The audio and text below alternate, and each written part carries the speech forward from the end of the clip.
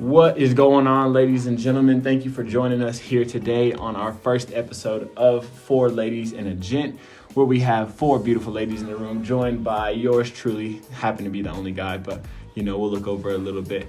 My name is Joshua Richardson, and I will let the rest of these ladies introduce themselves. My name is Emily Eklund. My name is Sierra Arsenal. I'm Liv Pelaez. And I'm Mikayla Lave.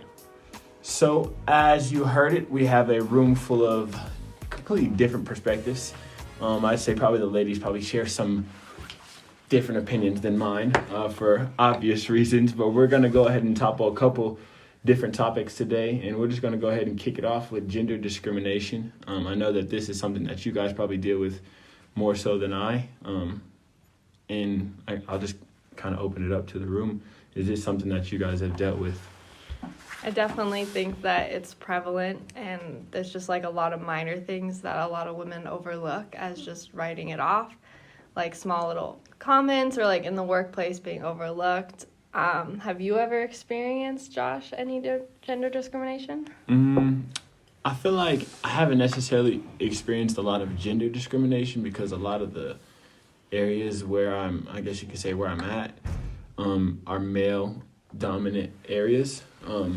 But I have seen like women be like discriminated against simply because they're women. And like a lot of times it's very like subtle and slight, and most people don't even realize that they're doing it. So I guess my question to you guys is like, when you feel that you're being discriminated against, what is it that, men can do to kind of be an ally to help the situation? I'm trying to even think of situations. Like you said, I feel like it happens so much. I can't even think of specific situations. And I feel like with all of us being like mass communications majors, it's really prevalent like within the journalistic field. Like we saw like when the Me Too movement hit like NBC News and Matt Lauer got fired, and like investigative journalism like helping like lift those voices that needed to be lifted. Absolutely. I definitely think that action isn't taken until it's made like a public ordeal. Like it's not really handled in-house very well, because a lot of top-ranking management are males, and they're just like, oh, it's not a big deal. Oh, you're fine. Like they didn't mean it like that. And so I think that needs to be the first change. For sure. And I feel like a lot of that has to do with kind of like this, I don't want to use the word dehumanization, but like this almost toxic masculinity that exists within our society is looking at women as if they're objects, and as they're not people, or they don't have their own mind, or that there's something to be had, And like playing off of that like toxic masculinity, this might sound odd, but like whenever I'm in like a broadcast room and like it's pretty much male dominated, I like my own sense of like toxic masculinity kicks in. And so like if there's like equipment that needs to be moved, I'm gonna lift all of it, like step aside, I got this, like, and I'll like try and like almost like outman them in a way. So like, do you feel like you have to prove yourself a little bit? Yeah, it feels like I have to prove myself, and like you can't be feminine in those sort of situations. I feel that because since I'm in a sport and I'm small, people don't think I'm strong, and then they see me run. But it's kind of hard to like prove that and practice a little bit. And there's so many boys and there's like 7 girls, so it'd be really hard to prove that sometimes. So do you ever feel like you kind of have to overcompensate for like yourself as like an athlete, or kind of put that I do. Yeah. I do. But the coaches know sometimes it'd be the boys trying to boss me around, and I'm like, I'm older than you.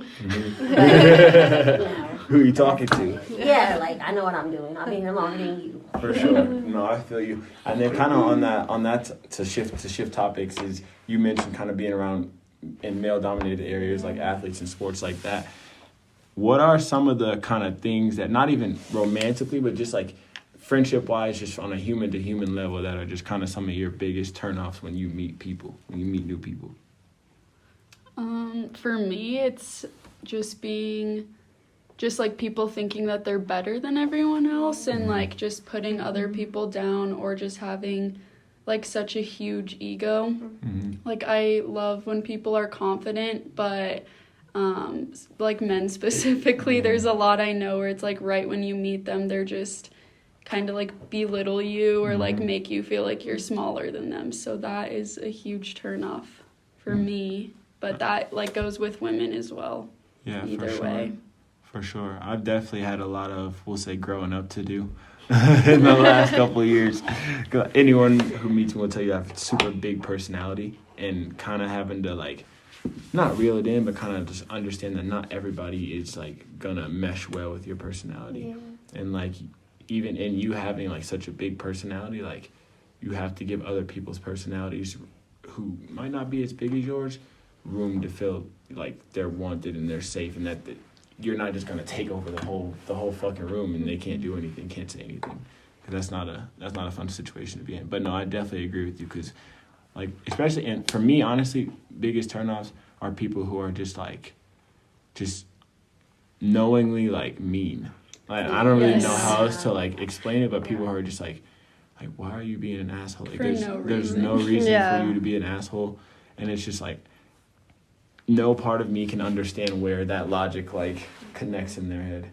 I think kind of what you were saying, it's about just being like a genuine person, like representing who you are in a way that you want to be represented. And it's not that hard to be a nice person. So I think if you just don't take the time to be a genuine nice person, that's just a huge turnoff. And it doesn't even take time, I feel like. There's like a lot that goes into it, I guess. And like you don't know how people were raised, but I feel that a lot where people are just not nice, and I'm like, it's just so easy. Like it's harder to be mean, I feel like, so. I agree. Yeah. And like specifically like in men, like being like insecure in their masculinity to where like they'll like start making like homophobic or racist jokes. Like one of my friends like brought like her boyfriend to our group this one time, and when I tell you, like I almost punched this guy in the face like right upon meeting him. Like you guys can look at me like, can you imagine me punching someone in the face? No. I tell you, I was this close to punching this man in the face. That's crazy. Like there's just like ways to be like nice to people and like be like confident in like who you are.